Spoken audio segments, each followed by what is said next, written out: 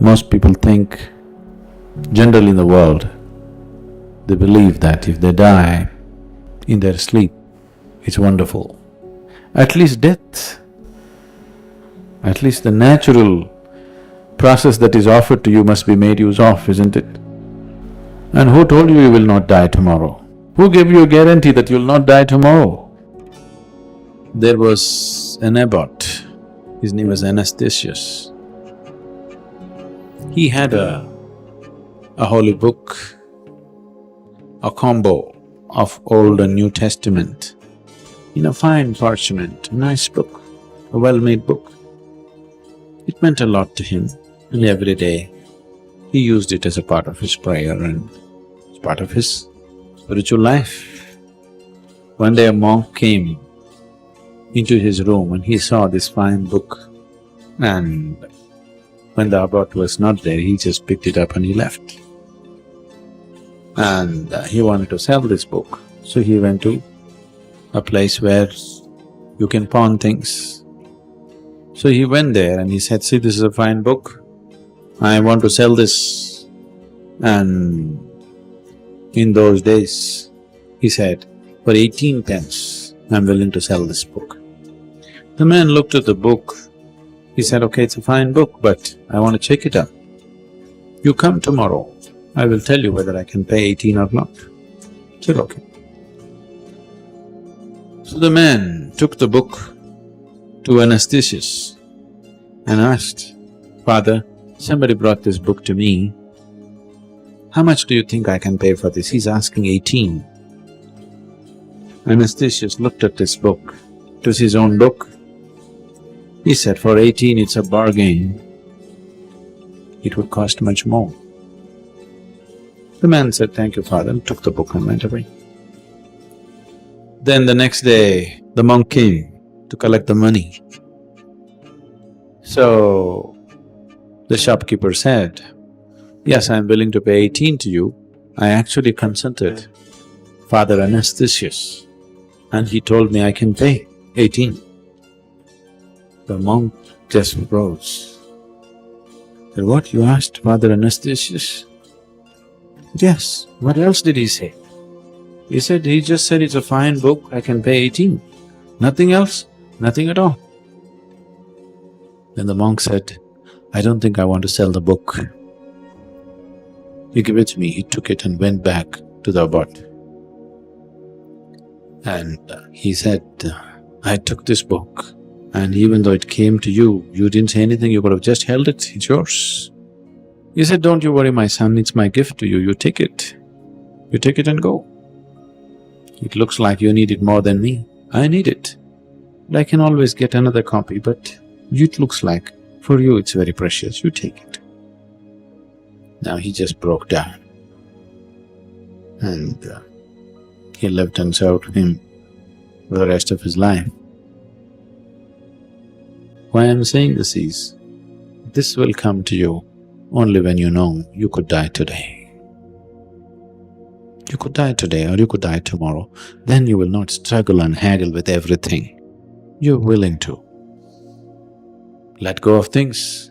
When you believe you're going to be here forever, you go on accumulating and struggling with these things. It is because of this, people, you have enough clothes for 3 lifetimes, enough shoes for 6 lifetimes. Yes, isn't it so? So you decided you're going to come back 6 times over, at least to wear the shoes out. At least the shoes shouldn't go waste, isn't it?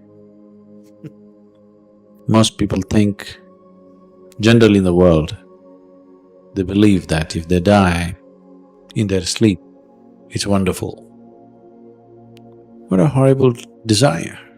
You want to die unaware? Because you're so scared, you think dying in sleep is better than dying awake? I want you to die fully awake. This whole process of how to die, there is a whole art and a science behind it as to how to die. What are the conditions you must set up so that you die properly? In India, this was maintained. This may be unthinkable for people. When a man has to die, he doesn't want to be among the relatives. He doesn't want to be among his children or wife or husband or anything.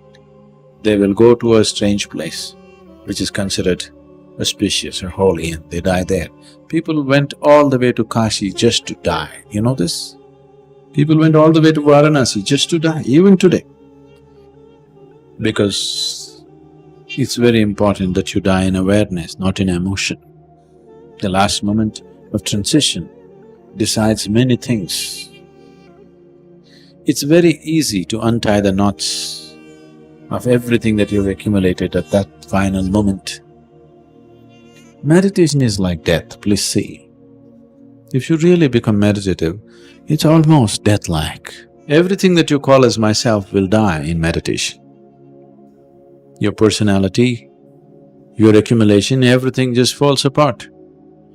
So in that moment, untying the bondages is easy, that's why meditation. So if you did not meditate, at least death, at least the natural process that is offered to you must be made use of, isn't it? A person who meditates is consciously willing to die every moment of his life. That's why he goes into meditation, so that he's constantly aware of the mortal nature of his existence, so that he doesn't become egoistic and stupid. If you know you will die tomorrow, suddenly you will see, you will have no anger, you will have no remorse, you will have no hatred, you will have no jealousy against anybody, you will become very loving and nice. You will. And who told you you will not die tomorrow? Who gave you a guarantee that you'll not die tomorrow? Yes? Did anybody give you a guarantee card that you will not die tomorrow? There is no guarantee, isn't it? An intelligent being will live with this awareness. It could be just today. Why tomorrow? It could be today. And when we live with this awareness, you will live life fully, totally. What you call as life is just a brief happening. Once you're constantly aware of this, you will come alive. When you live here thinking you're immortal and eternal, then you live a stupid life because you can always do it tomorrow, you know. When to do Shambhavi? Tomorrow.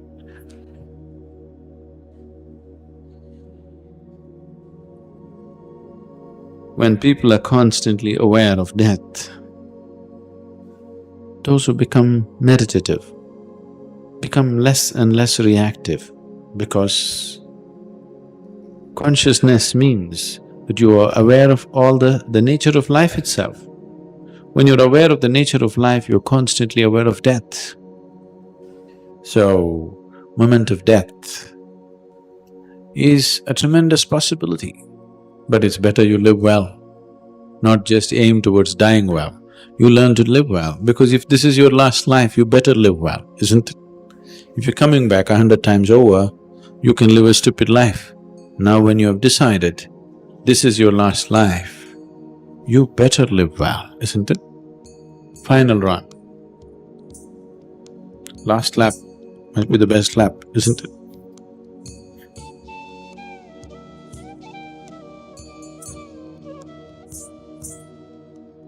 As we conclude today's discussion, let's take a moment to reflect on the profound insight shared by Sadhguru with us about the moment of death and the significance of living well. Remember, the essence of life lies not just in its duration, but in depth of our experience we cultivate in each moment. Through the story of abbot and monk, Sadhguru reminds us of the importance of embracing every moment with awareness and gratitude. By living with mindfulness and purpose, we can navigate of life uncertainty with grace and courage. So before we end of this video, let's carry forward Sadhguru's wisdom in our hearts. Let's cherish each breath, each interaction, and each experience as a precious gift. By doing so, we can cultivate a life of a fulfillment, meaning, and profound joy. Thank you for joining us in this enlightening journey. May you find peace, clarity, and abundance in every step of your path. Namaskaram.